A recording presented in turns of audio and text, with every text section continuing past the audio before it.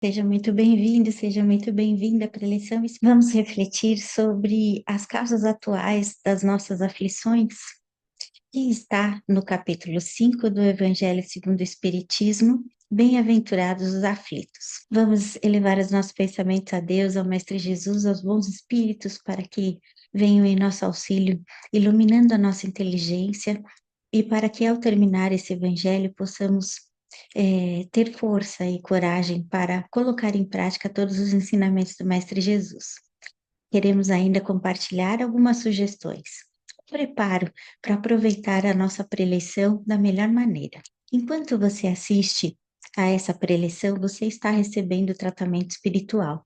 Esse tratamento consiste na leitura e reflexão sobre um tema do Evangelho. E o recolhimento interior é necessário para que você aproveite da melhor maneira possível esta nossa reflexão. E que você foque também a sua atenção integralmente, exclusivamente nesta atividade. Ainda na hora do passe, tenha certeza de que você está sendo assistido pelos seus amigos espirituais. Assista a este vídeo até o final. Após o término, convidamos você a ler em O Evangelho segundo o Espiritismo o capítulo 5, Bem-aventurados os aflitos, e os itens 1, 2, 4 e 5, que lá consta as causas atuais das nossas aflições. Além disso, convidamos também que assista a outros vídeos publicados pelo Centro Espírita da Consolação no canal YouTube. Por fim, vale lembrar que o tratamento espiritual não substitui o tratamento médico. Então, o tema da nossa reflexão é Bem-aventurados os aflitos, capítulo 5, causas atuais das nossas aflições. Esse capítulo do Evangelho segundo o Espiritismo trata dos nossos sofrimentos e como nós podemos lidar com eles. Lembrando que todos os ensinamentos de Jesus devem ser aplicados no sentido espiritual.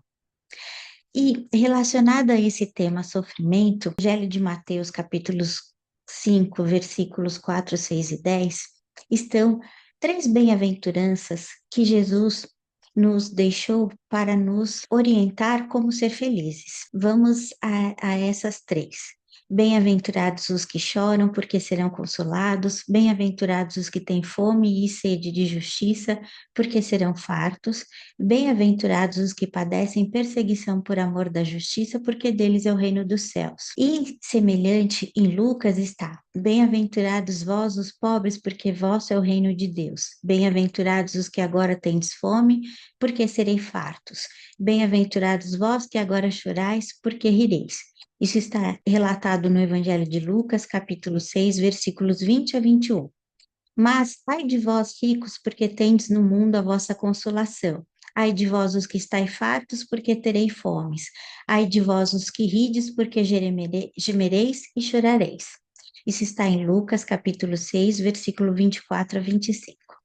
Jesus está nos dizendo aqui, nessas passagens dos evangelhos de Mateus e de Lucas, para acalmar o nosso coração, pois esse sofrimento vai passar.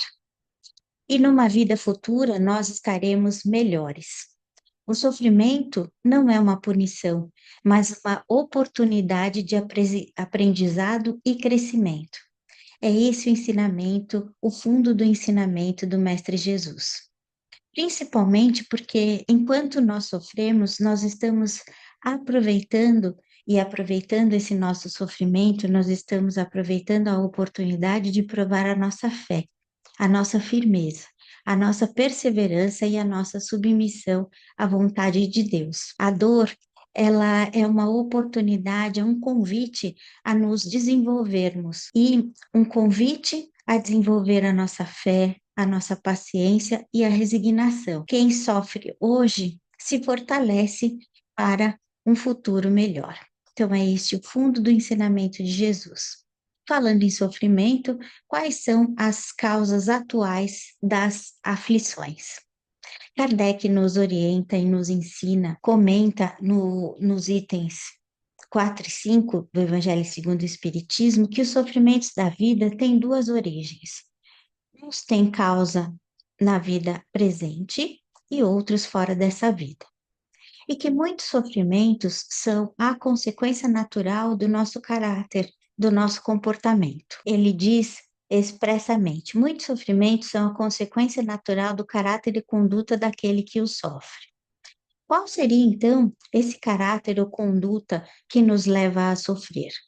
Quando nós agimos com imprevidência, quando nós agimos com orgulho, quando nós agimos com apego ou dependência exagerada aos bens materiais, quando nós agimos com falta de perseverança, quando nós vivemos sem limitar os nossos desejos, quando nós nos envolvemos em relacionamentos sociais com interesses próprios, quando nós nos envolvemos em discussões desnecessárias que poderiam ser evitadas se nós agíssemos com moderação e menos suscetibilidade. Ainda quando nós agimos com intemperança, com ausência de moderação nas palavras e nas atitudes. E quando nós agimos com avareza. Podemos pensar como então evitar todos esses males que causamos a nós mesmos? Trabalhando o nosso interior, com vistas ao nosso adiantamento moral e intelectual, vigiando o nosso comportamento diante das circunstâncias e oportunidades e experiências que a vida nos oferece, com base nos ensinamentos do Mestre Jesus, com os esclarecimentos da doutrina espírita. Então, do ponto de vista prático, é vigilância, estudo, prática dos ensinamentos do Mestre Jesus e prece para nós conseguirmos fazer tudo isso. A fé é o remédio para o nosso sofrimento. Então, podemos nos perguntar: o que nós podemos fazer do ponto de vista prático para nos melhorarmos depois de observar os nossos comportamentos? Nós podemos, por exemplo, diminuir a importância que damos aos acontecimentos, às circunstâncias que nos envolvem e às coisas e objetos que são banais e perecíveis. Não procurar, por exemplo, parecer mais do que nós somos, se nós fazemos isso. Moderar os nossos desejos, sentindo, e aí sentiremos menos os seus reveses e as suas decepções. Nos esforçarmos para encarar a vida terrena com todos os seus desafios e fortalecer a nossa fé no futuro. Isso vai nos trazer uma coragem moral. Já se pensarmos que a incredulidade e a simples dúvida de uma vida futura pode produzir e nos traz a frouxidão moral. Frequentemente, o que nos parece um mal é um bem. Encarando a vida dessa forma, nós também podemos nos melhorar, pois tudo que provém de Deus tem uma finalidade inteligente. E tudo o que acontece tem a sua razão de ser. E o que ocorre quando não evitamos o mal ou os desregramentos das leis de Deus? Significa que nós estamos aumentando os nossos erros e os nossos sofrimentos. Quando causamos sofrimento a alguém, sofremos junto, e a primeira vítima somos nós mesmos, pois não existe uma única falta, qualquer que seja, que não traga consigo a sua própria punição, necessária e inevitável. E como consequência, sofremos os dissabores desta vida, como uma advertência que andamos mal, uma experiência que nos faz sentir a diferença entre o bem e o mal, bem como a necessidade de nos melhorarmos para evitar no futuro o que já foi causa de sofrimento. Sem toda essa dinâmica, nós não teríamos motivos para nos melhorarmos e retardaríamos o nosso adiantamento e a nossa felicidade futura. Entretanto, mesmo com todas essas observações, todas essas oportunidades que a vida nos dá, às vezes nós não estamos atentos aos nossos comportamentos e os dias e a vida passam. E então nós nos arrependemos do momento perdido, do tempo que passou, que não foi aproveitado. O arrependimento, então, sincero, nos permite corrigir nossos erros e seguir adiante com mais sabedoria. Assim como o trabalhador recomeça a sua jornada a cada dia, o espírito também tem novas chances de evolução, uma vida atrás da outra por meio da reencarnação. E aí temos a última frase do item 5, que é uma, um alento para o nosso arrependimento sincero se a gente não aproveitou o tempo que a gente deveria, ou se a gente não aproveitar o hoje, mas vai nascer um amanhã, se Deus assim nos permitir. Então, vamos ler a frase para não perdermos esse alento para nós. Mas, assim como para o trabalhador o sol nasce no dia seguinte e começa uma nova jornada em que pode recuperar o tempo perdido, para o arrependido também brilhará o sol de uma nova vida, após a noite no túmulo, e na qual poderá aproveitar a experiência do passado e pôr em execução suas boas resoluções para o futuro. Graças a Deus. Vamos então aproveitar esse momento de reflexão e oferecer o que há de melhor em nós em vibrações para todas as pessoas que sofrem, para aqueles que sofrem em asilos, em hospitais doentes, em ruas, nas ruas, em condição de rua, à margem da sociedade. Todos aqueles que sofrem desempregados, todos aqueles que sofrem aflitos por algum problema interior que ainda não conseguiram resolver, que encontrem a solução da melhor forma possível dentro das leis de Deus. Por fim, vamos deixar em aberto uma vibração para que o plano espiritual leve onde for mais necessário.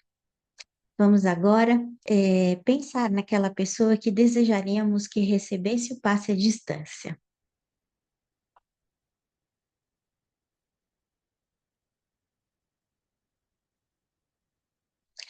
Vamos nos colocar em posição receptiva para recebermos o nosso passe.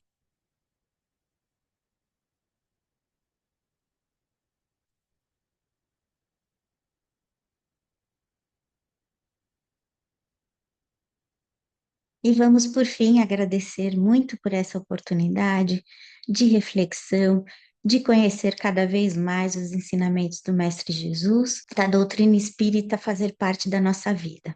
1 e 2, 4 e 5 do capítulo 5 do Evangelho segundo o Espiritismo para ampliar os seus conhecimentos. Nada como a assimilação individual dos ensinamentos do Mestre Jesus para melhorar o nosso dia e a nossa vida. Que assim seja, graças a Deus.